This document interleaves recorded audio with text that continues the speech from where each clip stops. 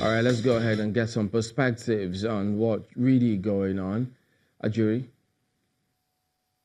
Thank you so much, Chamberlain, and welcome to Abuja.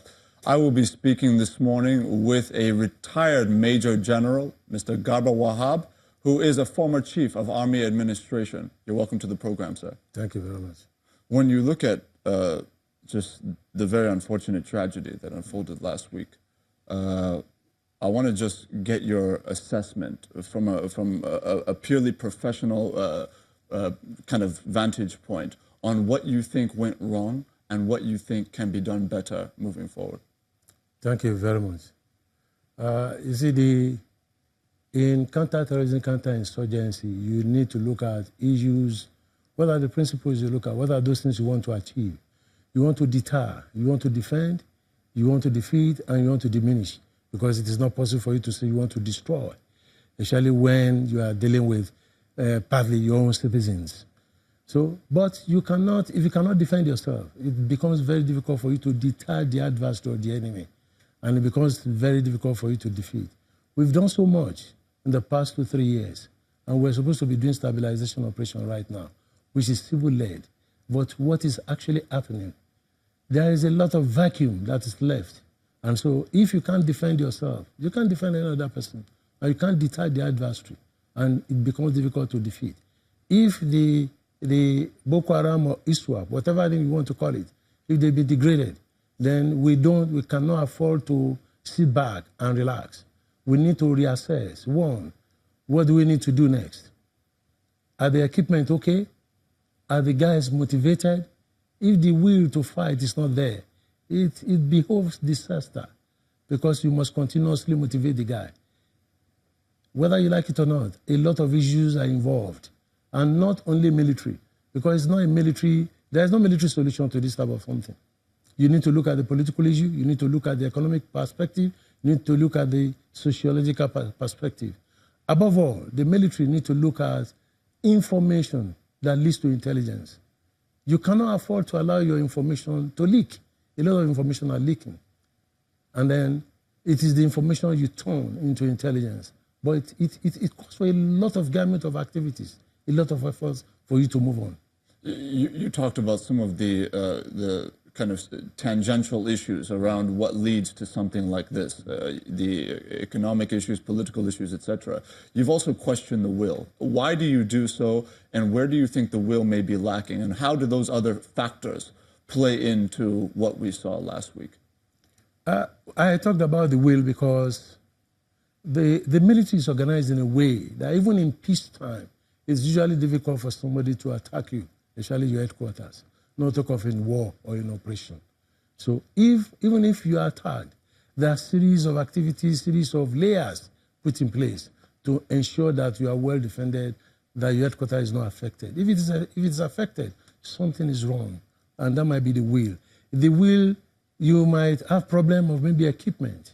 You might have problem of stress setting in. So a lot of issue, motivation comes in. So it's a lot of issue that especially Army headquarters and Defense headquarters need to look at seriously now. And then above all, is the strategy being used? Is it working? Are we getting more women, especially in the Northeast, especially in Borno, to get involved? Because you need to look at the basis of life in that general area. If you get in the mothers, it is possible for them to talk to their kids. Look, you can't afford to join this type of organization. Have we done that? We've laid emphasis more on the men rather than the women. We need to move away a little bit to using the women to talk to the guys so that they are not radicalized, they are not recruited. Mm. In recent weeks, we know that there had been a breakdown in the security situation along the Nigerian-Chadian border, with reports, international reports, that the security situation within the Chadian Republic has broken down to the point where Chadian President Idris Deby has gone abroad soliciting for greater assistance. We know that the defense minister was also sent to Chad to see how they can enhance that collaboration. I want to ask you, what can be done to build up potentially the resources and the ability of the armed forces in countries that neighbor us, that have a joint responsibility in the fight against Boko Haram, in such a way that Boko Haram, or ISWA as it is, the Islamic State of West Africa, will not just move over the border to Chad, where they're comfortable, and essentially attack Nigeria whenever they feel like doing so. How can that be done with the limited resources available? Well, this is not the first time this issue will come up. 88, 89, that's when the multinational joint task force has been set up, and it's essentially because of the situation in Chad. And we tend to let us take over the responsibility. We take over the responsibility. We've been looking after all these issues, but we've not looked at what is the problem, which is the same thing with us. What is the problem back in Chad? You have to find a way to resolve the issue. The rebels are virtually taking over the southern part of Chad. And if they are not in governance and somebody is offering something different, of course they will go with that. So it behoves of Nigeria to find a way of calling everybody together, finding a much more congent way of doing things rather than the old way, multinational joint task force, assistance of every other person. But what about the countries that are actually involved? What about the problem of Cameroon is there, is blowing out. And whether you like it or not, it's going to affect Nigeria one way or the other. The same thing in Chad. Chad has the smallest length or the shortest length of boundary with Nigeria, 80-something kilometers, compared to others of 1,000-something.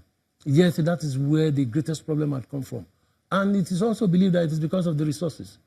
Everybody felt, okay, maybe there is oil deposit in this general area, so the rebels are not ready to give in, and the government is not ready to give in. So it is better for us to look holistically at what is actually happening and find a way of coming up with a better way of managing the crisis. It's not a military something, and so you cannot resolve it militarily. It is not. So whether we have the strongest military in place, the problem will still remain because the rebels will still fight. After all, war is believed to be a continuation of politics by other means. So we need to understand that no matter what we do, the problem in Chad will remain, the problem in Nigeria will remain, and it is left for us to find a way of talking to this people, of resolving. But you need to look at ourselves first, solve our problem. There's no doubt about the fact that there's more elements than just the military, and I want to touch on this for a moment because you're saying that the multinational joint task force, the MNJTF, should be able to come together and essentially coordinate more effectively. And I want to ask you, when you look at the states involved in the MNJTF, and you know that the economic resources, the purely financial resources needed to kind of ensure that there's that synergy, ensure that they're all well equipped and that they're all on the same page, that there's a paucity there. At what point should one nation be essentially compensating for the relative poverty of another nation in the fight against some of these terrorist organizations? We must do so much within our capability, because if you look at if you base everything essentially on poverty, then we will continue to have this problem. Because there is this saying, a rich man in the midst of poor people is a poor man. And that's the problem. That's what is happening to us. You have poor neighbors, and we're rich. You are poor because those guys, the problem will always come into you. And that's why you must find a way of resolving the crisis around the Lake Chad Basin. If you can solve the problem one way or the other, you will have 50% of the problem resolved. You cannot say because they're poor, they cannot contribute much. You leave them because they can't get much from France right now. France is virtually, in Mali, they are grappling with the problem in Mali, seriously.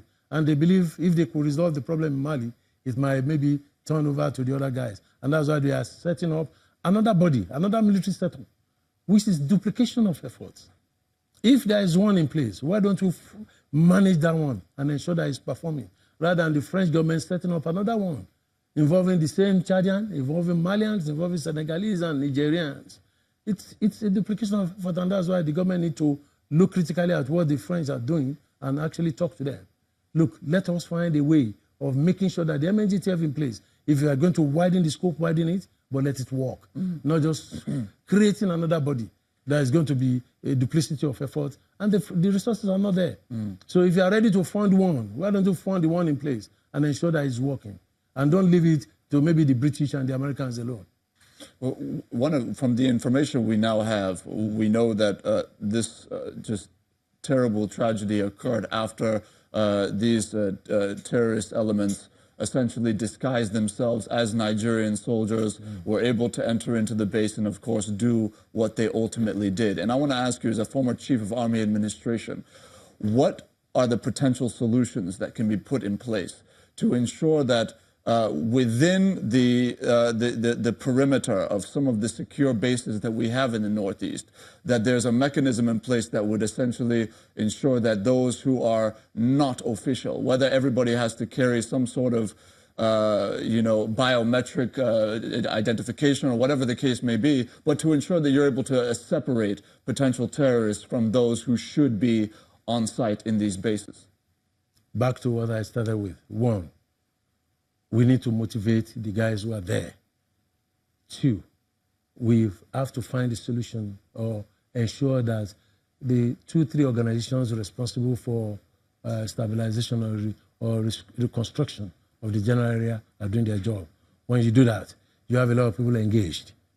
3, the information available must not leak, and you will have to work to get more information from the other side. And 4, there are different forms of identification that are in place. You need to enforce that. We don't enforce rules in Nigeria. That's a major, major problem. You must find a way of enforcing the identification issue. And 2 years ago, I and a few of my colleagues who are in the same group worked together.